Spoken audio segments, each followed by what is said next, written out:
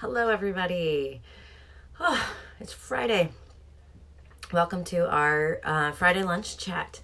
It feels like it's been a long time because we missed last week. We were ramping up, getting ready for the gumball sale. And then we went straight from gumball sale into inventory for 3 days.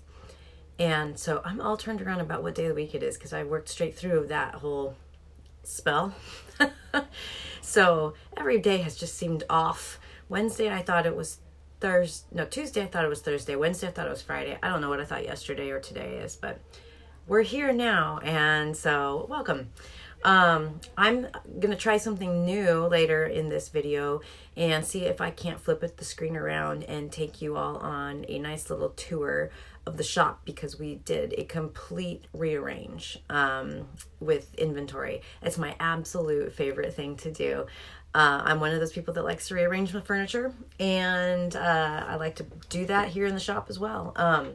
And it's been a couple of years. We haven't done a really big overhaul probably in 2 years. And so this time it almost all got rearranged. The only things that really didn't get moved were the worsted section and some of the DK. But other than that, everything got a flip-flop. The seating area, the tables, fingering, sport, DK, chunky, bulky, all of it got moved. So anyways, we'll see how that works. I'll see if I can't flip the camera around and walk around and show you guys a tour of the store. I hope you all have been well and getting some knitting time in. I didn't get any knitting done during that whole stretch where we had the gumball sale and inventory. So I'm just starting to pick my knitting up again. And last Thursday, I did pull out a Throwback Thursday project. It was my Ellery hat by Greene. And here it is. I finished it. Yay! I was just like one row above the ribbing last Thursday when I pulled this out for my Throwback Thursday project. So I almost finished it that day. I worked on it quite a bit during the day and just had the decreasing left and finished that up Friday.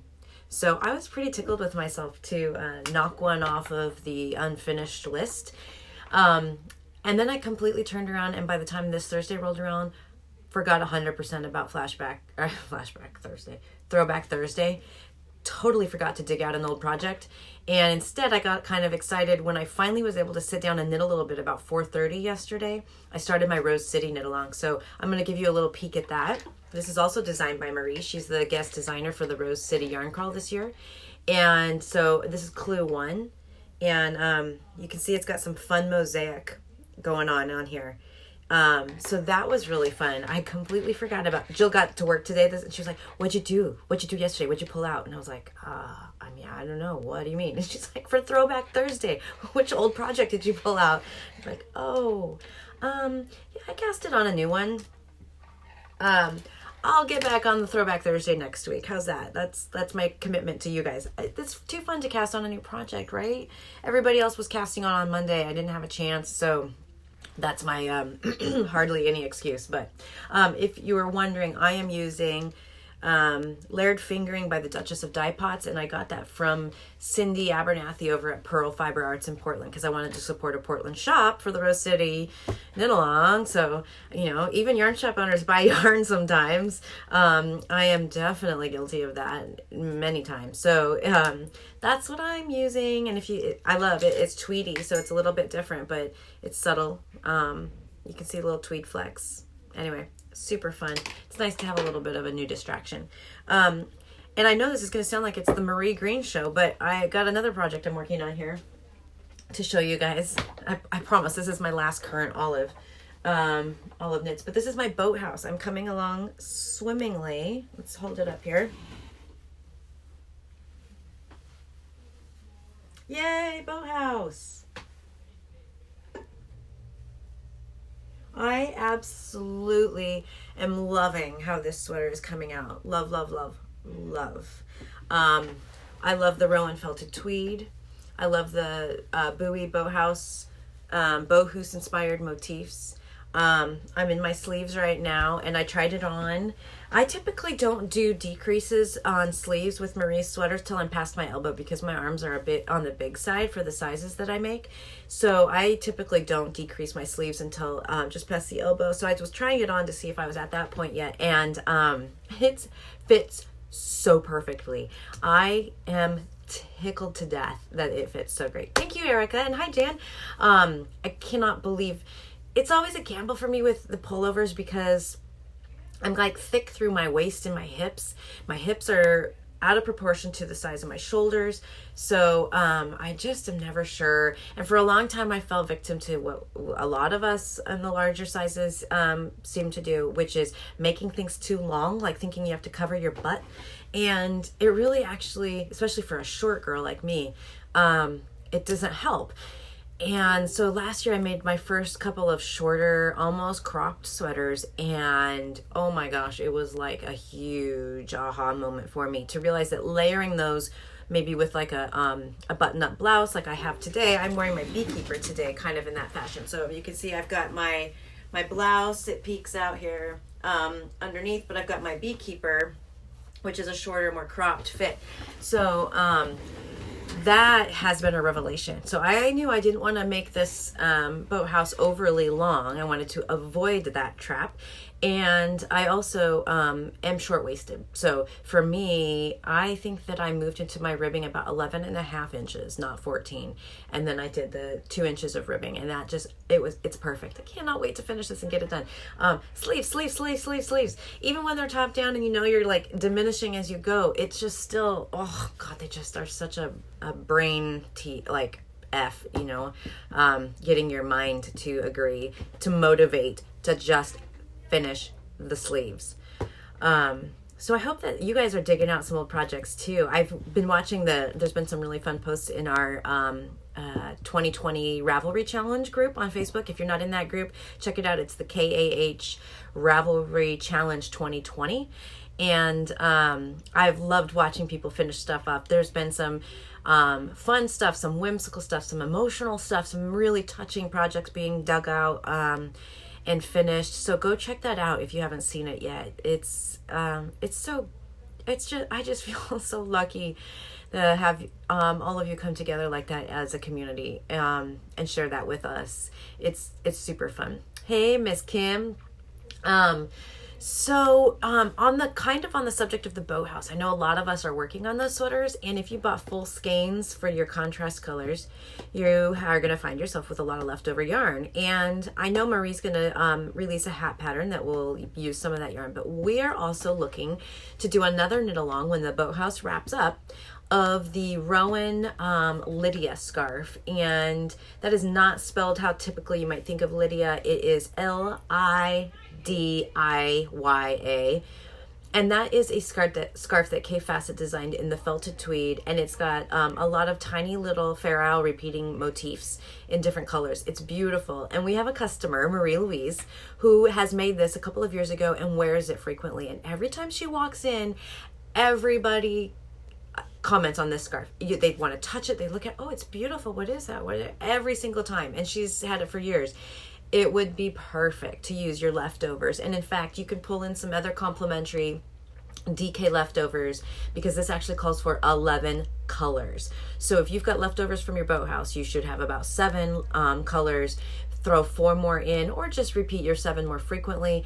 You can look that up on Ravelry. I think it's going to be really fun. So watch for news about that. We're going to be doing that as a knit along when the boathouse wraps up, so like mid-February-ish.